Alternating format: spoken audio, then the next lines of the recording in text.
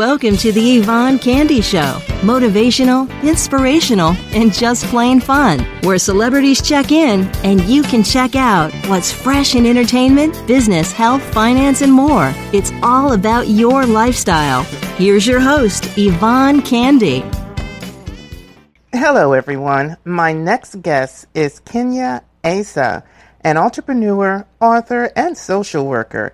Kenya has been helping hundreds of women restore their lives with her program, Ruby Envy, that teaches a holistic and spiritual approach to psychological, emotional, and spiritual healing.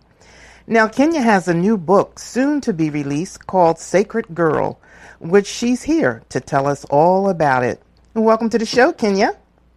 Thank you so much. How are you? I'm doing great, thank you. I enjoyed our conversations that we had even previous to the show. I think that your book is absolutely fabulous, but you are a woman of many hats. You're very you're very diverse. I wanted you first to tell a little bit about your background. Well, thank you. First of all, I want to say thank you so much for having me on, and I'm a big fan of yours. So I am really happy to be here.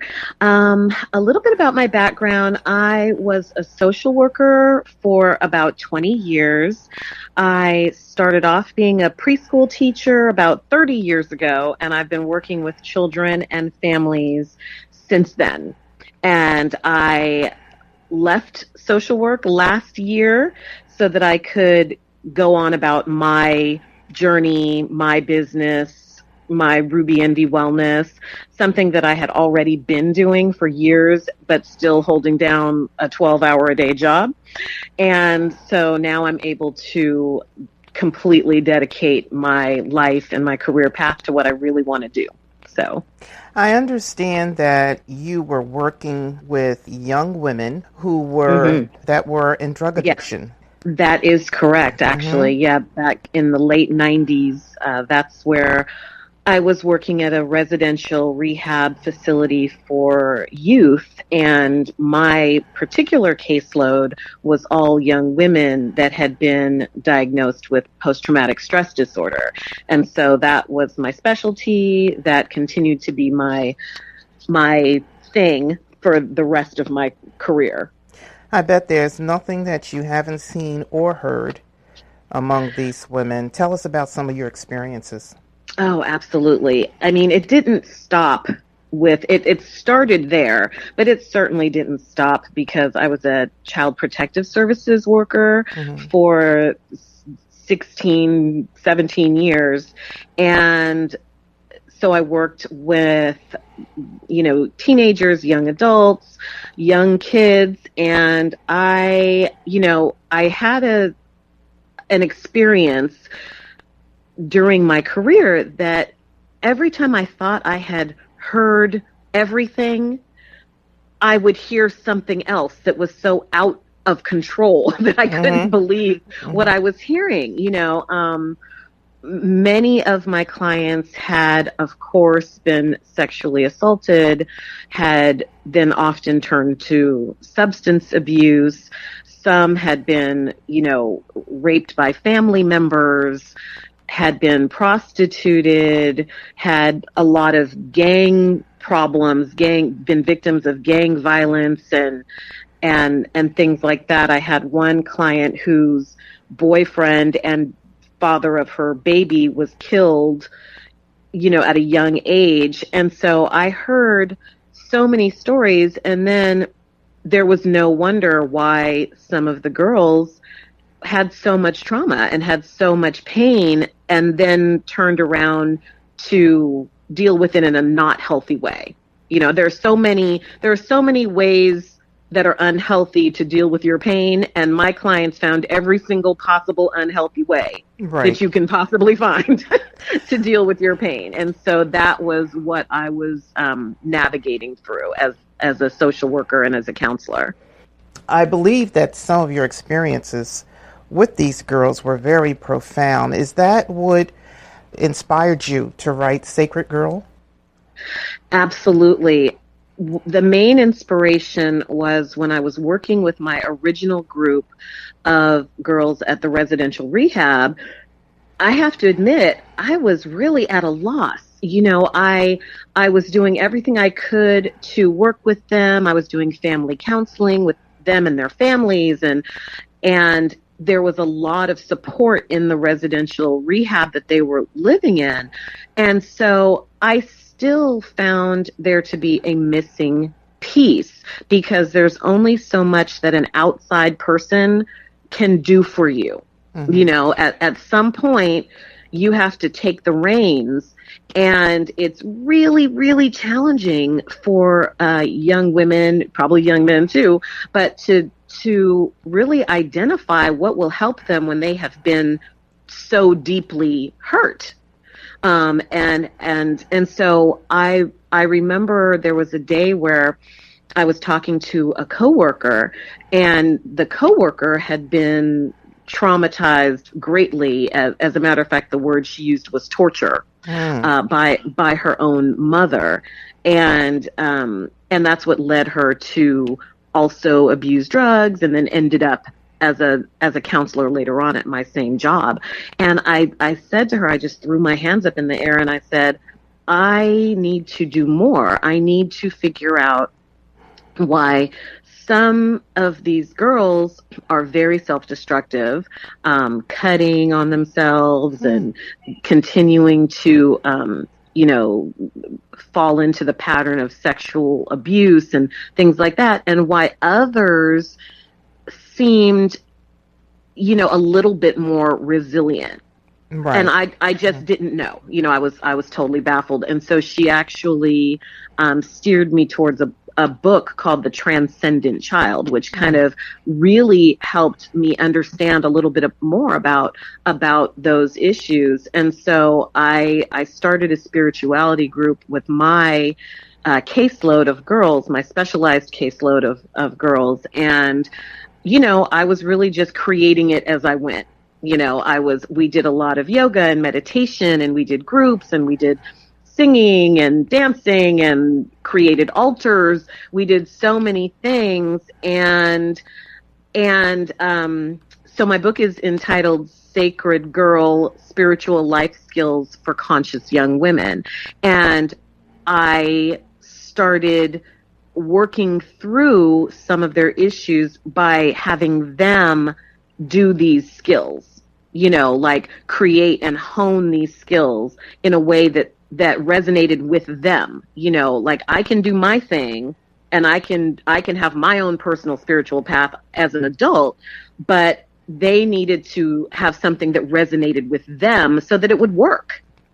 I heard you say some of them really didn't know what to do. And I myself often wondered, how does one come to self-awareness and find themselves? You really want to know what it is that you don't know. You have some sort of feeling or some sort of clue that something is wrong, and you want to be better. You want to do better. But sometimes I really believe that people don't really have a clue. How can you bring them back and help them find their self-awareness? That's an excellent question. And one thing that I worked with my girls on is listening to their own inner voice. It's something that we aren't really taught to do. It's something that I think every child should be taught. I was very, very lucky. I grew up in Catholic schools, and I had a Catholic school teacher in the 8th grade, Sister Kathleen, may she rest in peace. But I had a wonderful teacher who taught us about meditation, which, back in the 70s in a Catholic school was like, what on earth is going on here?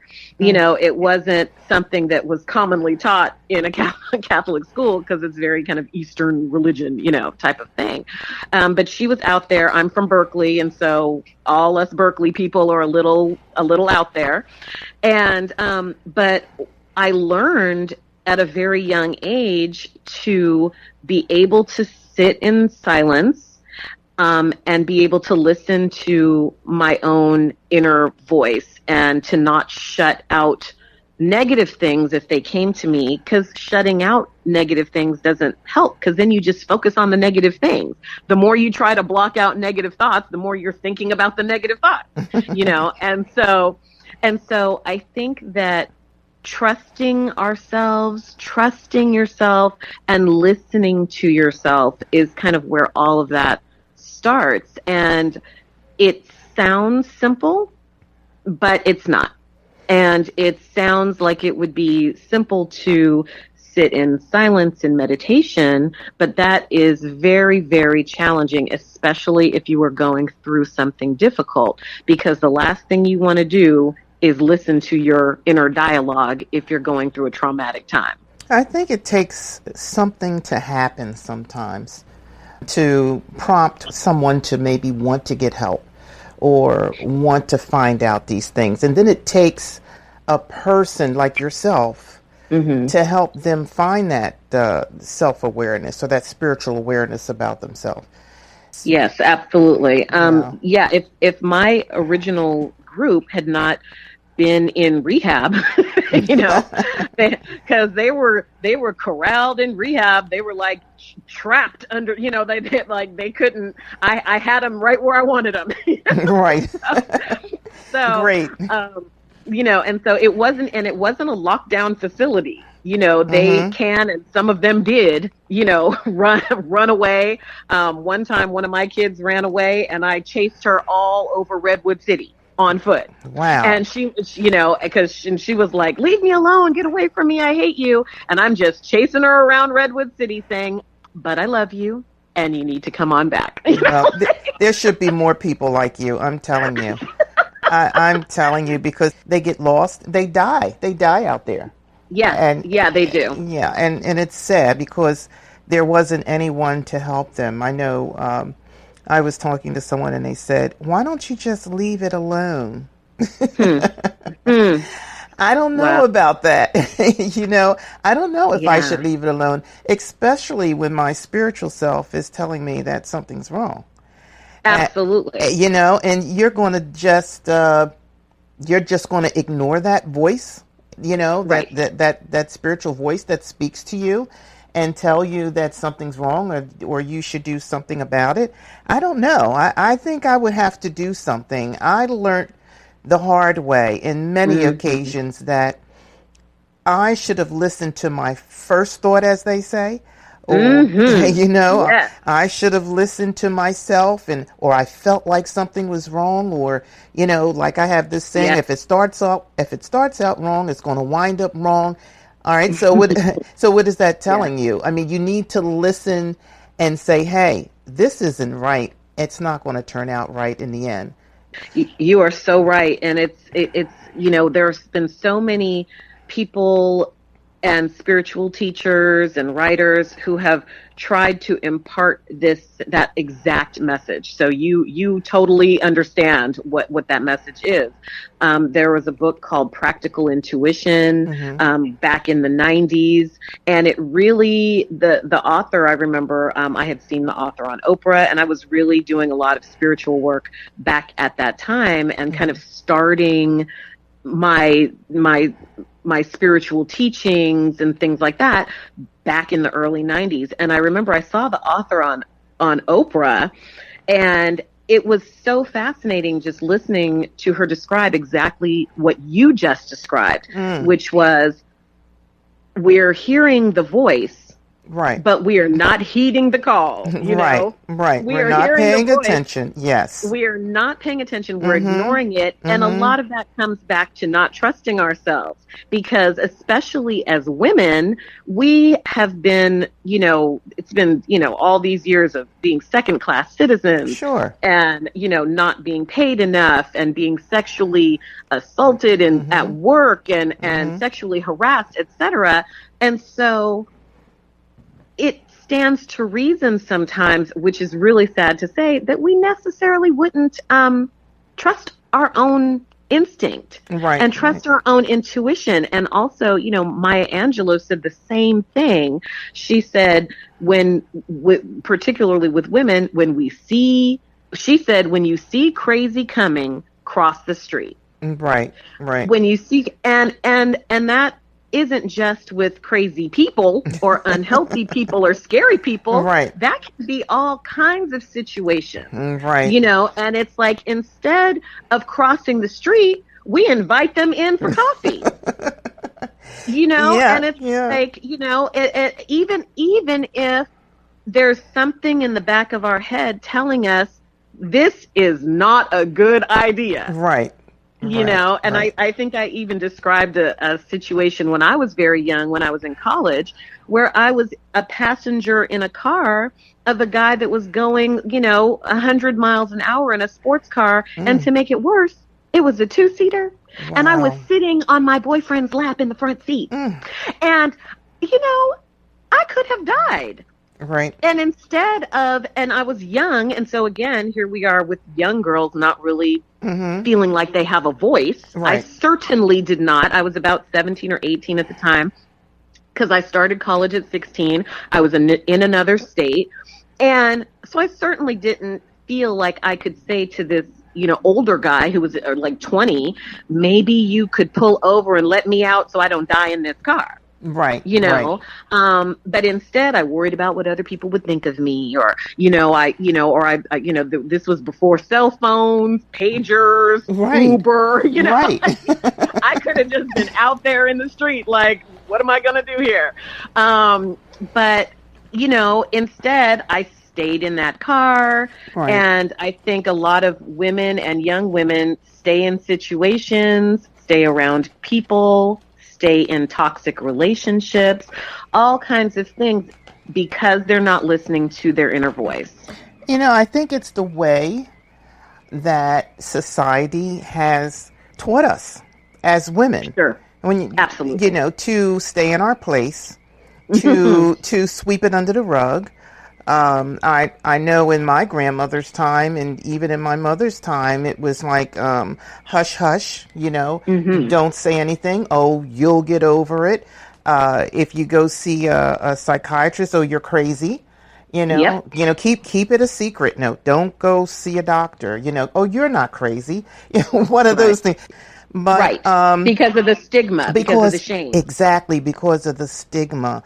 Right. But thank God that times are changing, and nowadays there is no shame in getting help. And I love this book of yours because you teach people, and it is so great because the few pages that I did read, I said, look, this is for anybody. This is not just for young girls. But I like that you did. You singled them out because they do need help because of the way society has made us as young women. Someone was telling me, oh, why don't you have your next book about boys, or call it Sacred Boy or whatever. Sure. And, I've obviously spent a lot of my career having male clients and working with boys, et cetera, et cetera. But, I'm a woman. Sure. I have mostly specialized in working with women and girls and the issues that are unique to women and girls. And seriously, like, I have an 8-year-old son, and when I was about 6 or 7 months pregnant, I remember I was at a toy store and I immediately ran over to the dollhouse and I was like, eek, a dollhouse. And then I had a little panic attack because I was like, wait a minute, you're having a boy and you don't know anything about boys and you don't even know what they play with. And I don't even know what to buy in a toy store. And I'm like, do I just buy a ball? Do I buy a baseball bat? Like, what do I do? My goodness. Yeah. So I was like, and so I like to stay in my lane. And there are also so many complex issues that are specific to girls. And girls are going to grow up to be caregivers of their aging parents. They're going to grow up to parent boys They're going to grow up to teach boys how to treat women. They're going to grow up to teach other girls how to treat women. So I feel like to be a catalyst of change, of positive change for young women is really where my wheelhouse is. So, so I'm really happy that the book is resonating with people that aren't just young girls. Even my editor said, my editor is an adult female, and she was like, I can really relate to a lot of stuff in this book. And I'm going to be honest, like, I started crying when she said that. Like, that made me literally start weeping, because I just want it to be able to reach as many people as possible. All the work that I do, Yeah, well, we were talking previously, and I was telling you, even myself, I could relate to it. I have found, even in my own life as well, is that you experience something, or somebody tries to touch you inappropriately, or somebody tries to minimize you in some way, shape, or form. What the older women in some older generations, in some families, they're thinking to themselves, well, you didn't go through anything close to what I went through back in my day. I'm an African American woman. I come from a Black family. There was a lot going on for Black people, and there still is, but in the 50s and the 60s and all that other stuff, the first thing that they would say is, well, honey, you haven't seen nothing. You haven't been through anything compared to all of the denigration and that we went through. And it's not that they are trying to be hurtful, or that they're trying not to hear us, but I think that is the culture of our country, and that is the culture of sexism and the culture of misogyny. And it is not just men. Misogyny isn't just for men. Right. We women can be, just as misogynist. And I know also too, when the whole Me Too movement started, I had a lot of conversations with other women, and it brought back a lot for me of being a young person and a waitress, and having an older waiter constantly trying to put his hands on me. And some of the conversations I was having, were people, we were talking, and I was hearing people say things like, well, at least you were employed, or at least these are people in Hollywood. What do they have to complain about? Or at least you got the job, or or you do what you look. I have heard even you do what you have to do. That's right. I mean, from a family member. Right. From a family member, you do what you have to do. I have heard mothers and things even come out of my family's mouth. Well, you do what you have to do. You do what you have to do. That's what they had to do. Wow. That is what they had to do. And when we think about, the way women have been treated over the decades, women in the workplace, I remember when Mad Men came out, when the TV show Mad Men came out, and watching the women just get treated like dirt in the workplace. Oh, yeah. And it was just the norm, and so we are so close to that time. This is only 2018. I was alive in the late 60s. I still think we got a ways to go myself. We surely do.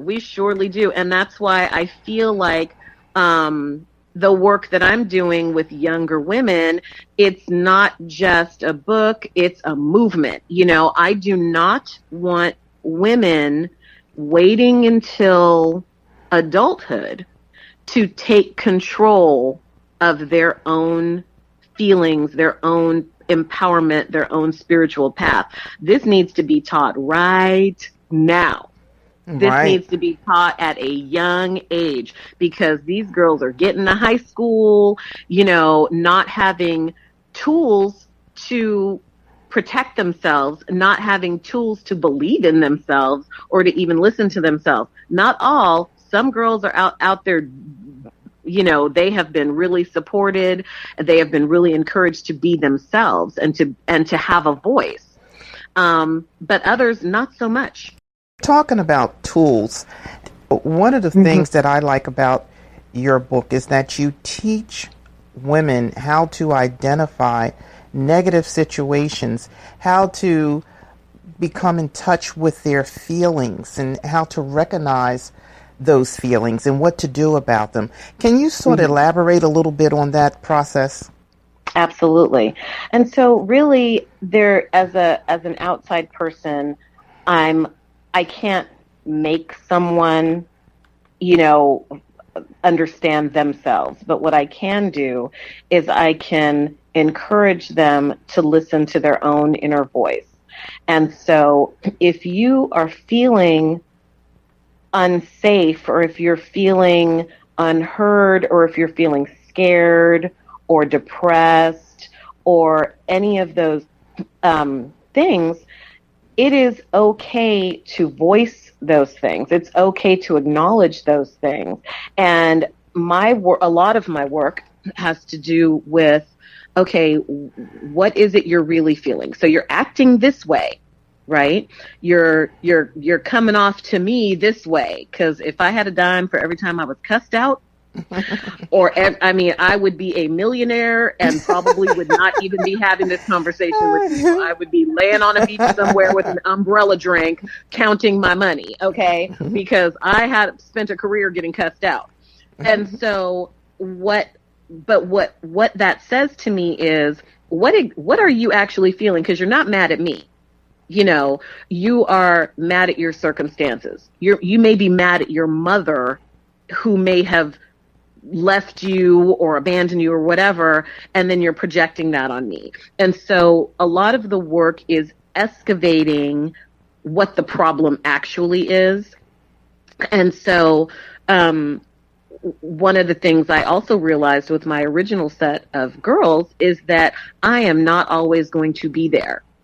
And so my work here is to help you get to the place where you can reach into your own heart, follow your own spiritual path, create your own spiritual path, reach out to the universe for help in whatever way works for you, so that when I'm gone, you can still do that.